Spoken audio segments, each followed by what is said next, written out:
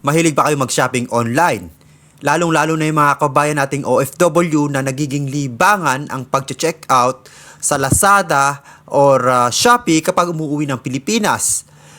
Baka matulad kayo dito sa lalaking ito na nasorpresa sa kanyang biniling item sa online nga. At ito nga ay binili niya sa Lazada. Nag-order nga itong lalaking ito ng cellphone na Poco na worth 32,000 pesos. At laking gulat nga niya nang buksan niya ang kanyang parcel at bumulaga nga rito ang isang bagay na hindi inaasahan nito. Kaya naman sa mga mo-order dyan at nagbabakasyon sa Pilipinas, mas maganda nga kung gagayahin nyo ang ginawa ng lalaking ito sa video para naman hindi kayo magmukhang sinungaling kung sakaling depektibo or may mali doon sa natanggap nyong parcel. At kung ano nga itong hindi nakakatuwa at nakakagulat na laman ng kanyang parcel, panuurin natin ang bidyong ito.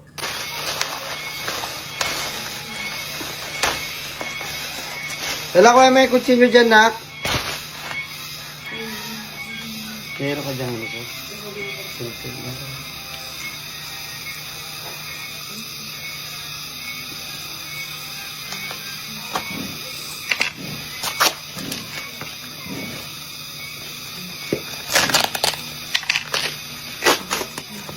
Malaki-laki kasing ano to siya.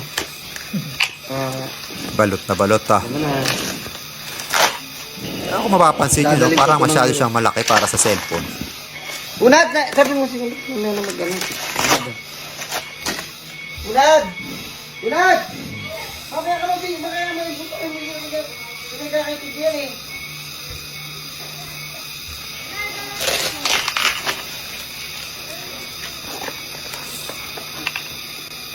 Dadaling ko pa itong ano, sir. Hungary. Nasa Hungary itong lalaking ito eh. Ano ba yung cellphone? Cellphone ko, sir. Eh, baka daw mamaya, ay medyas ang laman. Kaya pinabubuksan sa akin bago ko bayaran. Alam kong hindi mo kasalanan, di ba?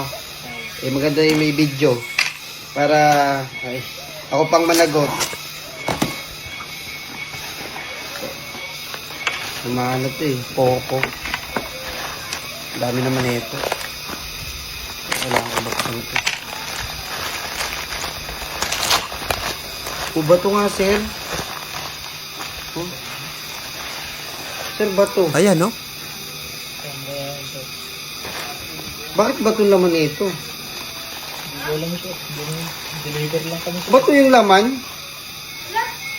Ay, alam mo yung in-order namin, iPhone Poco. Ay, Poco 32,000. O, pa ito nga, oh. Kaya ang bigat. 32,000 yung halaga, pinabili lang yun sa akin. Oh, dalawang bato. Butik binuksan ko. Wala po problema yan kasi hindi naman po nabayaran. Oo. Babalik pa rin po na ibabalik ko yun sa... Maganda na yun, sir, na video ko para, ano, diba? Tapos pasa nyo dito sa aking picture. Ay, yung video Bakit sir. talaga? Kasi bato, ayun, may SIM card pa nga, oh. SIM card ang laman, sir. Alam mo, scam yun. Globe. Scam nga, malamang. Kasi mas maganda po Buti, ito. buti kuya, pwede yung sa inyo yung, di ba? Ay, ito, Hindi pa nabayaran. sa SIM card yung bin 5G. Wala. Scam yun, pag ganyan. Malamang scam talaga si Mimi. Kaya nga. Naman, wife naman yan. Sir, Lazada to, ano? Yes, sir. Lazada, no? O, yan naman. Kalimito talaga sa Lazada, ganyan eh. Pag mga mamahalin. So sabi niya, malimit daw sa Lazada ganyan pag mga mamahalin. So mag-iingat kayo kung mga ganitong klaseng cellphone ang bibili nyo, ay mas magandang bumili kayo sa mga legit na shop sa Pilipinas or sa ibang bansa kaysa naman na nakatipid ka nga at nakamura, mapapamura ka naman. At ito nga ang laman ng kanyang parcel, bato. So masabuti na nga lang at na-videohan dahil kung hindi, wala siyang habol dito. Kaya naman sa mga kababayan natin, bago tayo mag-open ng ating mga na-receive na parcel, ay mas magandang siguraduhin naka-on ang ating mga camera.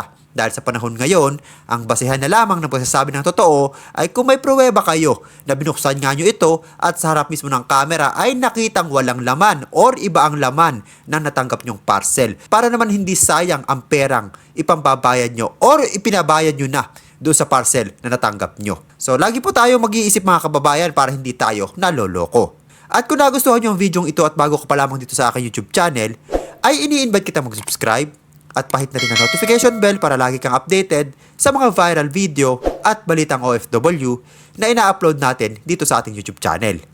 Maraming salamat sa iyong panonood.